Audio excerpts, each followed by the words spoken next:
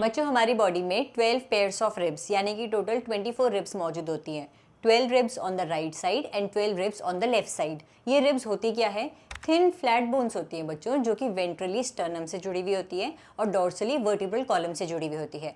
अच्छा, रिब्स ना दो सरफेसेस के जरिए डॉर्सली वर्टिब्रल कॉलम से जुड़ती है। रिब्स का हेड रीजन और रिब्स के पोस्टीरियर पार्ट में प्रोजेक्शन होता है जिसे कहते हैं tubercle region. Head region and tubercle region of the ribs attaches dorsally with the vertebral column.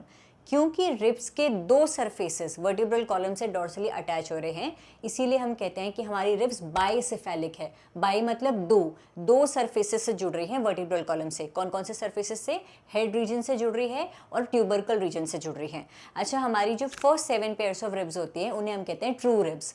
True ribs इसलिए कहते हैं बच्चों क्योंकि वो डॉर्सली वर्टिब्रल कॉलम से जुड़ी हुई होती हैं और वेंट्रली हाइलन कार्टिलेज की मदद से स्टर्नम से जुड़ी हुई होती है।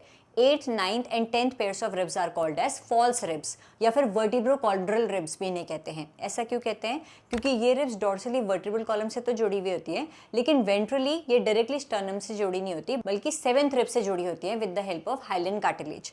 जो लास्ट 2 पेयर्स ऑफ रिब्स होती है, 11th and 12th pairs of ribs होती है, इन्हें हम फ्लोटिंग रिब्स कहते हैं।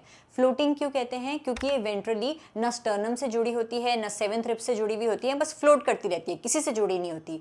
लेकिन डॉर्सली ये भी वर्टिब्रल कॉलम से जुड़ी हुई होती है। तो first 7 pairs of ribs true ribs क्योंकि वर्टिब्रल कॉलम से भी जुड़ी हुई है, स्टर्नम से भी जुड़ी हुई है। 8th, 9th and 10th pairs of ribs false ribs क्योंकि डॉर्सली तो वर्टिब्रल कॉलम से जुड़ी है, लेकिन ventrally 7th pairs of ribs से जुड़ी हुई है, स्टर्नम से नहीं जुड़ी हुई है। 11th and 12th pairs of ribs floating ribs, ventrally किसी से नहीं जुड़ी हुई और डॉर्सली वर्टिब्रल कॉलम से जुड़ी हुई है।